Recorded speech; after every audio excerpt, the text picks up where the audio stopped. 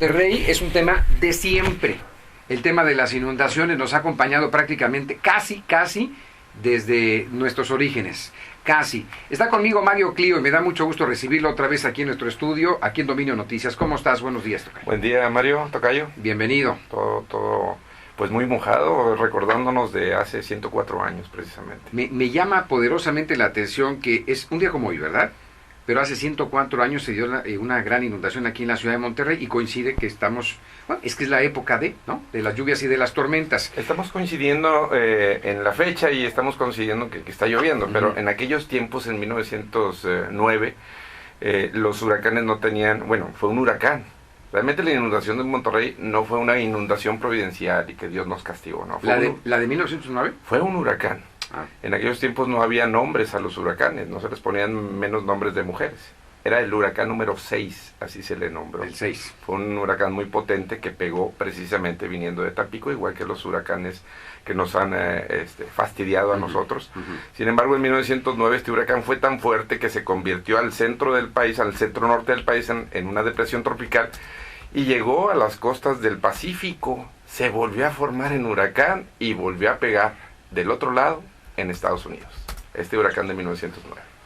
Ahora, en aquella época me estoy remontando así virtualmente, obviamente sin advertencia, sin tecnología, sin radares, como para poder advertir de este tipo de cosas. Pero dime cómo era Monterrey, el Monterrey de 1909, que es muy distinto a lo que estamos viviendo ahorita. Entonces, el embate de un fenómeno natural, el que sea, en aquellas condiciones son muy distintas que las de ahora, ¿no? Sí, definitivamente. Déjame comentarte, y aquí la situación es muy crítica porque murieron mucho más que las víctimas del avionazo del Cerro del Fraile, que las víctimas del teleférico, de que las víctimas del Casino Royal, que todas las víctimas de la ciudad de Monterrey, del estado de Nuevo León juntas.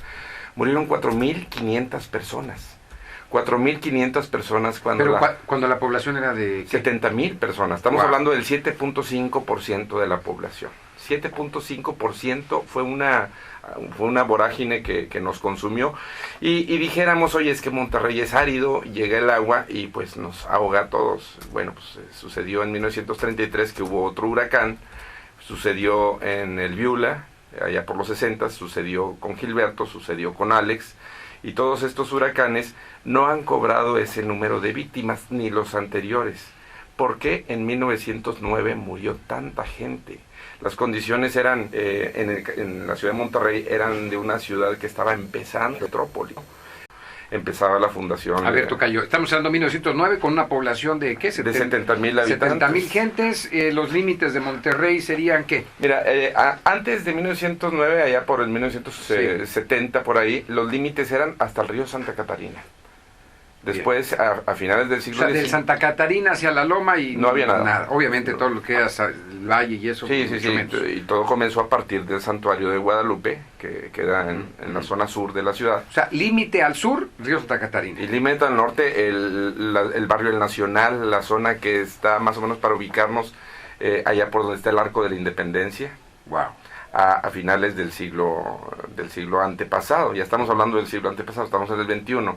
Sin embargo, en el gobierno de Porfirio Díaz y en el gobierno de Bernardo Reyes a nivel local, que duró 20 años, Bernardo Reyes, en este gobierno de Bernardo Reyes hubo la pujanza de la industria que vino a la par de la pujanza a nivel internacional, que vinieron los países a disputarse los territorios a nivel internacional. Fue el origen de la Primera Guerra Mundial y todo.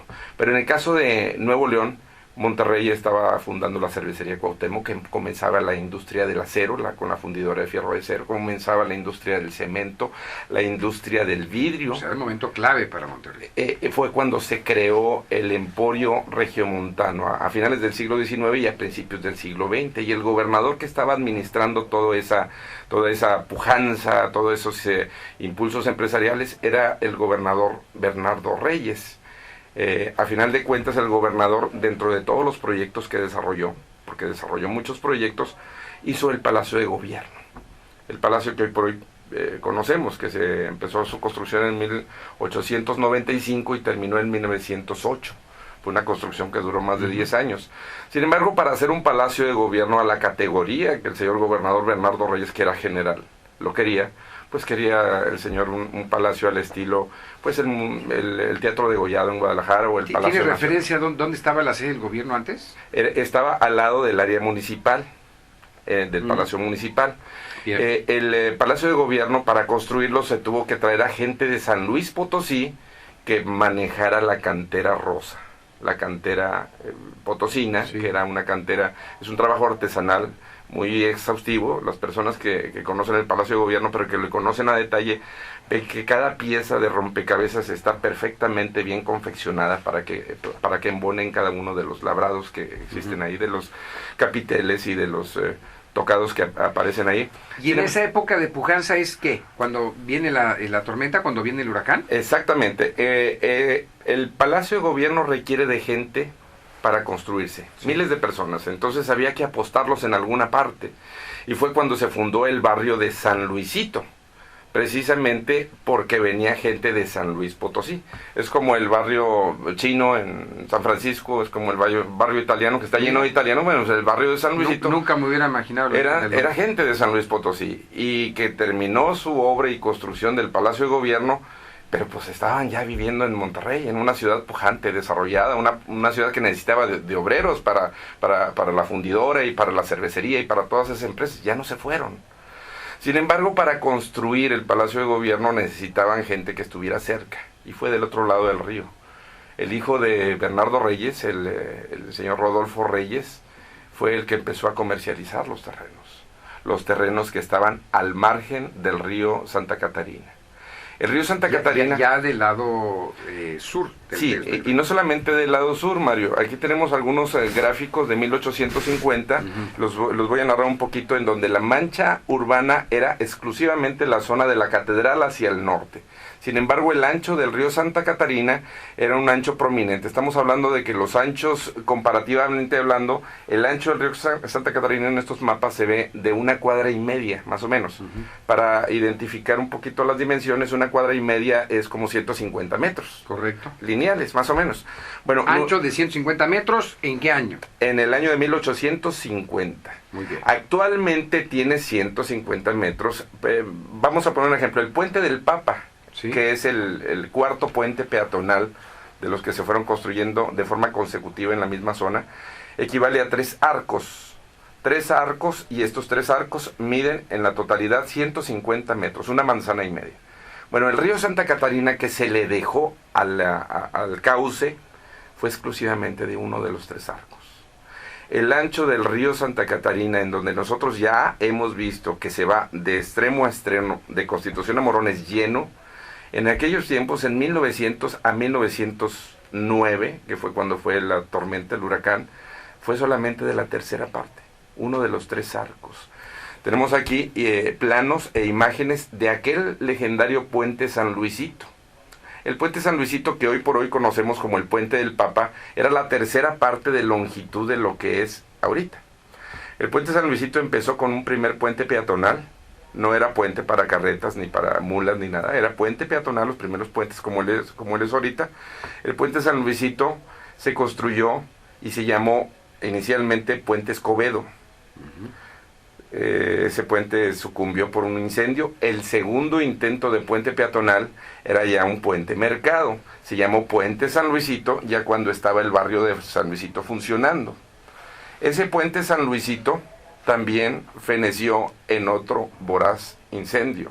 Sin embargo, los empresarios que tenían la concesión para el usufructo de esa línea, vamos a decir civil, peatonal, para comercializar 40 comercios, ese puente se construyó después por el arquitecto Alfred Giles.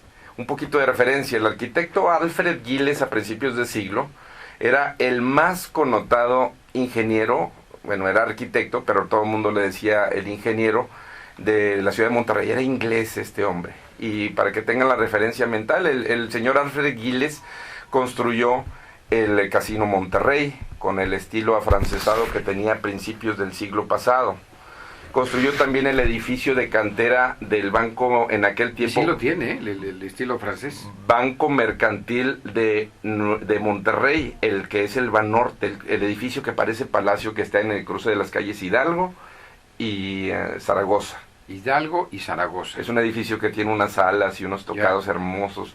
Y unas cuadras más hacia el poniente construyó otro edificio que todavía subsiste, se llama La Reinera, el edificio. Claro. Y ese edificio de La Reinera, en donde hoy hay una negocio de hamburguesas y tiendas de discos y cosas de esas en las partes bajas, el edificio de cantera sobresale, y este edificio se le llamaba así La Reinera porque así se le llamaban a las de Monterrey, a las regiomontanas. Hoy les decimos regias. ¿Eran las reineras? Eran reineras. Y viene a colación por el Monterrey. Bien, tocayo, háblame de la inundación entonces en ese momento. Vamos a remontarnos ya a un día como hoy, pero 1909. En la tarde del día de hoy, hace 104 años, comenzó la lluvia. Era intensa la lluvia. La gente no tenía referencia de pronósticos del tiempo ni nada de eso. Y las casas eran diferentes a las que hoy conocemos. Nuestras casas hoy son de concreto, de varilla, de cemento. Se pueden inundar, se desfogan y no pasa nada. En aquellos tiempos estamos hablando de casas de cantera, casas de sillar, casas de adobe, casas que si tú les pones actualmente la manguera es tierra compactada, se desmoronan. Entonces imagínate nada más que las manzanas completas estaban ubicadas no en la colonia Independencia que hoy conocemos, estaban ubicadas al centro del río Santa Catarina. Al centro del río Santa Catarina. Y déjame decirte... ¿Cómo al centro del río Santa Catarina? Sí. Aquí tenemos ¿Adentro del lecho del río Santa Catarina? Adentro del lecho del río Santa Catarina. Aquí tenemos una imagen en donde se aprecia el puente, lo voy a describir, yo sé que es radio, pero se aprecia el puente San Luisito que construyó el arquitecto Alfred Giles. La gente, los ingenieros de la Secretaría de Obras Públicas, han visto el gálibo que dejan espacio para el paso del agua. El gálibo es la arcada inferior, los arcos inferiores en donde dejan el espacio del agua para el paso del río. Y estos gálibos no cumplen absolutamente con la nueva exigencia hidráulica, que son de 50 millones de litros por segundo. El espacio, el arco por donde va a pasar el agua... Deben de pasar 5.000 metros cúbicos por segundo. Sin embargo, ese diseño también fue un diseño al estilo, no sé, las personas que han ido a Florencia, el puente viejo de Florencia, Puente Vecchio, que es un puente mercado que sirvió como una represa. Que tiene sus localitos y sus casitas arriba del puente. Bueno, pues esos localitos y esas casitas y esos muros que se hicieron de cantera hicieron una represa que hizo que se desviara el río, se tapara el río Santa Catarina y se desviara hasta la zona de Independencia, de tal forma que el agua llegó a inundar hasta la zona de la Purísima y tumbando casas. El puente San Luisito de esa época fue un culpable de la muerte de mucha gente. De ese tamaño es... ¿Cuánto medía en esa época ese puente? Estamos hablando de 52 metros lineales. Y no solamente la medida de extremo a extremo. Pero también entonces se le había robado terreno al río. El asunto es no solamente que se había robado terreno al río, sino que se había desviado el río. Ese puente, uno se imagina así a vista, a distancia. ¿Por tema de desarrollo de terrenos o qué? Sí. ¿De voracidad? Así No solamente de eso. El puente no estaba ubicado en donde nosotros conocemos el río. Desde ahí. El puente estaba ubicado en el cruce de las calles de Juárez con Ocampo. Desde ahí empezaba uno a subirse al puente, atravesaba el puente de forma diagonal, rumbo, digamos, al estacionamiento de una tienda departamental que existe rumbo a Constitución. Y antes de llegar a Constitución, bajaba uno las escaleras del puente y el resto de lo que es hoy por hoy el río Santa Catarina eran casas. El resto eran casas. Tenemos... Pero entonces, ¿el curso natural del río era ese o es donde está ahorita? Bueno, ese río es el que está marcado en los gráficos anteriores a 1909. Aquí estoy indicando, los gráficos anteriores tenían ese declive. Sin embargo, fue hasta 1905 que otro gobernador, el doctor Ignacio Morones Prieto, dijo, no señores, por aquí vamos a hacer el río, y lo hizo de forma lineal. Responsable de la muerte de 4.500 personas, no fue necesariamente la cantidad de agua que cayó esa vez en Monterrey, sino negligencia. Mira, te voy a decir una cosa. El interior del puente. Ese es el interior del puente. Estoy mostrando. Estamos viendo fotografías de lo que era el puente San Luisito en aquella época, que es un puente al estilo europeo, que tiene construcción, ¿no? Tiene bellísimo el puente. Cerrado, es un puente cerrado. techado, pues, por hablarlo de alguna forma. Mira, hay una... ¿De quién fue la negligencia? Déjame decirte, lo que sucede es que la palabra negligencia suena cuando tú sabes que van a ocurrir las cosas. Sin embargo, seguramente el anterior huracán registrado, tú sabes que cada huracán llega a nosotros cada 25, 30 años.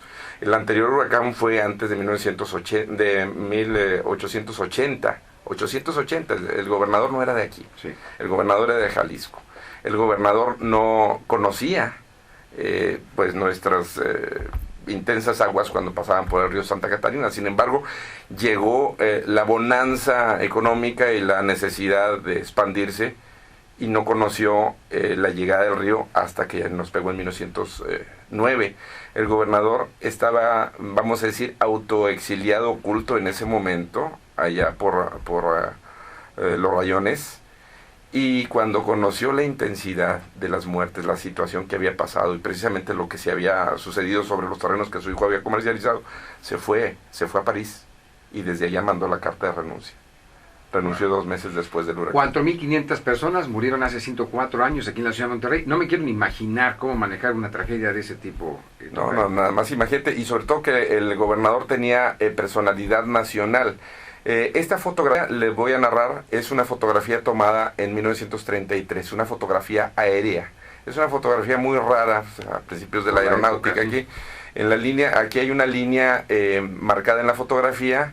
Se alcanza a ver el primer cuadro de la ciudad y se ve el puente San Luisito, porque el puente San Luisito que construyó Alfred Giles sobrevivió al embate, y no solamente sobrevivió, sino los mismos constructores continuaron con su proyecto de mercado, alineando mercados exteriores y haciendo un pequeño puente, digamos, como se debió haber hecho, un puente aéreo a cielo abierto, en la zona en donde ahora pasa el río Santa Catarina.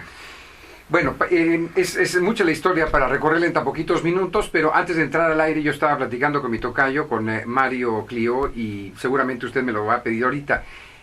Estas imágenes de las que estamos hablando y toda esta literatura y toda esta historia, ¿la podemos conseguir contigo en alguna de tus publicaciones? Sí, mira, estamos a punto de editar el libro, se llama Demonios Sueltos. Este libro va a estar en la Feria del Libro, esperamos que así sea. En octubre y en diciembre en Guadalajara. Sin embargo, en la página web marioclio.com, ahí van a encontrar esta información, que es la información preliminar. Hay datos, informaciones, sucesos. Incluso el libro está narrado a partir de testimonios de personas sobrevivientes que nos dan cuenta de que los que murieron en aquella inundación no era porque no sabían nadar, sencillamente estaban encerrados en sus manzanas completas, y el proceso fue el siguiente: no puedes salir de la manzana porque las calles se convirtieron en río y furiosos. Entonces, ¿qué hacían? Se subían a los tejados, pero se desmoronaban las manzanas completas. Iban a las casas más robustas. Hubo una casa que se llamó la Casa Verde, que está en la zona del primer cuadro de del barrio antiguo, más o menos por donde estaban los condominios Constitución. Esa zona, por ahí pasaba el río. Por esa zona pasaba el río. La Casa Verde, murieron 300 personas. Era la casa más robusta y fue al amanecer del día siguiente, del día 28.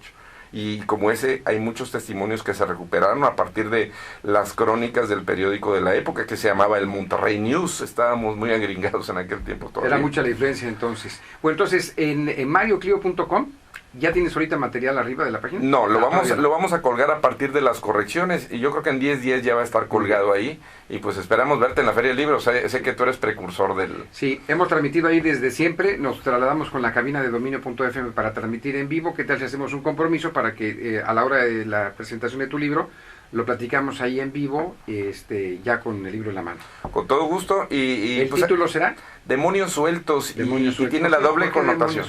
Sí, porque como jaurías de demonios nos visitaron, yo creo que fue la noche de los 1000 demonios en Monterrey. Sin embargo, también después de esto quedaron algunos demonios sueltos que estaban por ahí comercializando terrenos o haciendo, en lugar de puentes. Aquí se ve muy claramente en esta fotografía cómo el puente sobrevivió y se convirtió en un dique que desvió el agua a la zona. Y en esta fotografía que aparecerá en el libro es impresionante. Es una foto del antes y del después. El fotógrafo se ubicó en donde estaba el puente San Luisito, terrenos construidos del lado del centro y terrenos construidos del otro lado, y la siguiente foto es el sobreviviente puente San Luisito y el Peñasquería. prácticamente nada, y la gente murió. Todo. Precisamente ahí, la historia, pues tú sabes que la platican los dueños de la pluma, a final de cuentas, claro. Pues se habló solamente de un, ¿cómo le dicen los políticos? De un lamentable suceso de 4.500 personas. Impresionante. ¿Qué era equivalente a qué porcentaje dijiste? El 7% de la población. Imagínese usted que con una lluvia en un día se va el 7% de la población. Impresionante.